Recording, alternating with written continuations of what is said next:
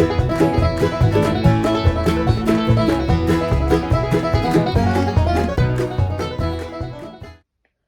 everybody, Sarah again. Today is a really super simple, quick video on how to make this. This is a drying block for drying your pens.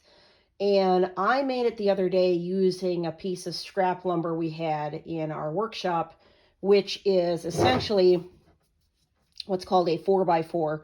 When you actually measure, it's really more like 3.5, but it's called a 4x4. Okay, these are sold as fence posts at your local hardware store. Okay, it's not super cheap to buy the posts. They run about $10. However, if you happen to have a fence post or you're doing a fence, this is one way of doing it. If you don't want to purchase that, always look like Home Depot, and I think Lowe's has a section of like scrap wood for sale. So it's imperfect sections of wood or returns and things. And often you can see you don't need a whole long length of it. So often you can find a piece that you can cut down pretty inexpensively. If you don't have that, let's say you have some 2x4s lying around.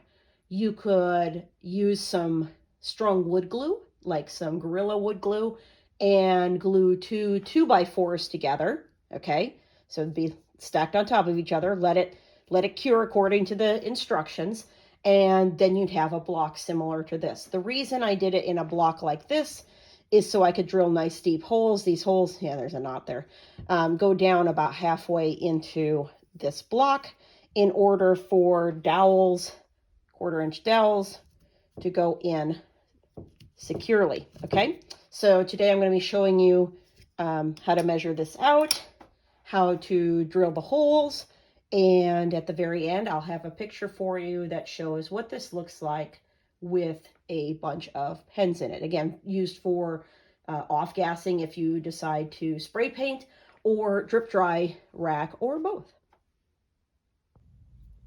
Okay, before you put your block of wood into your vise, because again, you're going to need a vise. If you've watched one of my other videos, I mentioned if you don't have one of these handy dandy things, you probably have a neighbor up the street or your dad or somebody like that who does have one. But it is absolutely necessary in this case because you want to keep your block of wood stable for when we drill the holes. But before you get it up on here, you're going to want to measure out where you want your holes to be. Now I do, at the moment, about 10 pens at a time. So I measured out, this is a 9-inch length of block, but you're going to measure out your length of block based on how many holes you want in it, okay? So I didn't cut this down until I knew how many holes I wanted in it. And in fact, on another side, there's a whole bunch of holes drilled in it because I tried it once before and I didn't like the way it worked. So rather than use another block, I'm just turning it to one side and I'm just going to re-drill holes. So what I did was I divided the block in half and then half and half so that I would have 2 lines of holes. Okay. Then I divided up that length into what will be 10 holes. I measured them about 1.5 inches apart because that means between the center of each hole to the center of the next hole will be there'll be about 1 inch in between. Okay, and that's important because you don't want them so close together that when you take them out, you're touching other ones. Okay, because you can use this for drying after, like off-gassing after you've spray painted, or you can use it to drip dry. Lots of different uses. Okay, so now that I've marked my holes, okay, and I've got 10. My 10th one, actually, there's more space, not enough to put like another one 1.5 inches over, but I could always kind of go down the middle and add more. So that's the beauty of this. If you know how many, like if you buy 10 pens in a pack, then, and you know you're going to do that, then make it for 10. If you buy the 12 pack, if you buy a 30 pack, it depends on how many you're working on at a time. And this length of wood doesn't come as 9 inches at the store. You can get this any length you want. Obviously, you don't want like 6 feet of it on your desk, but you see what I mean? This is very customizable, all right? What's going to happen next is I'm going to get my drill and the bit I'm using, the size, if you are using 1/4 inch dowels like I am for your pens to dry or to put on your turner, for a 1/4 inch dowel, you're going to want a drill bit that is, I believe, what did I use? 19/64. Okay, so let me take this puppy out here. So if you look, and you may not be able to see it on the video, but it'll say, I have it upside down. It'll say here on the stem, 19/64. I have mine in a kit, but I found this is the best size. I mean, I started with a 1/4 inch, too tight. I kept moving up until I found one that wasn't tight, but held them without them going crooked, if that makes sense. I'll show you when I'm done. Okay, so we're going to put our drill bit in.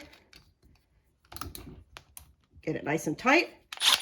Make sure it's going the right direction. So you look here, and it has an arrow. It's going this way, which means we're going down. The important thing here is to make sure you're drilling as straight up and down as you possibly can, okay? And you can't see what I'm doing this. So I've got it right on that crosshatch, and I'm going to drill straight down. Now, this is going to, you can hear it catching. That's because there's grain I'm running into and knots and things like that. So go slowly, switch direction, and pull it out, okay? Now, I've got a little broom I got from Dollar Tree at some point. So this is there's little bits here, okay? It's not going to be, I mean, you're going to have parts where it kind of wants to splinter depending on the type of wood you have, especially like a softer wood. So you're going to go back in later and you're going to just sand that down. You can even get your sandpaper down in there and sand off the edges, okay? So where's my 1/4 inch dowel? Now, it's not going very far in because there's like wood chips down in there, but you can see it goes in and out, and there's a little bit of play to it, but not so much. If I go the next smaller size down, which you can, the next smaller size down is 9/32. It'll be a tighter fit. So that is up to you. I prefer a little looser. It's still going to be, in fact, once it goes down in, it's going to be pretty good. So let's go ahead. I'll probably speed this up. I'm going to go ahead and drill out the rest of the holes and show you what we're going to do next.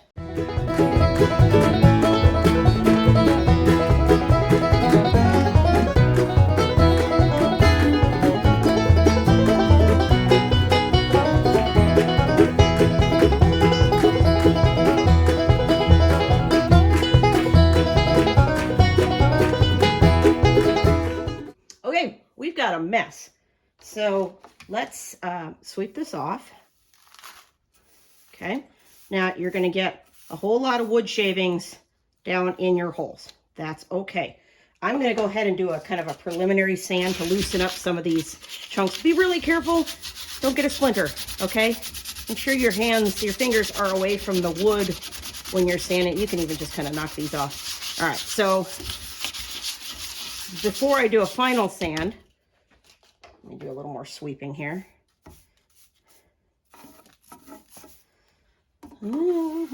Remember, be neat. Neat and tidy. Neat and tidy. Okay.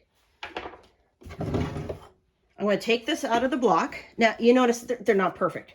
They don't have to be. This is not, we're not this old house. We're not, HDTV. I'm going to take it. Sorry, that was like, oh, you can see wet paint. This was so my husband didn't touch them before. All right, give it a good couple of knocks on the work table. You notice we still have some in there. So, takes a little bit of doing. to get that out. If it doesn't come out, you can drill it back out again. Okay.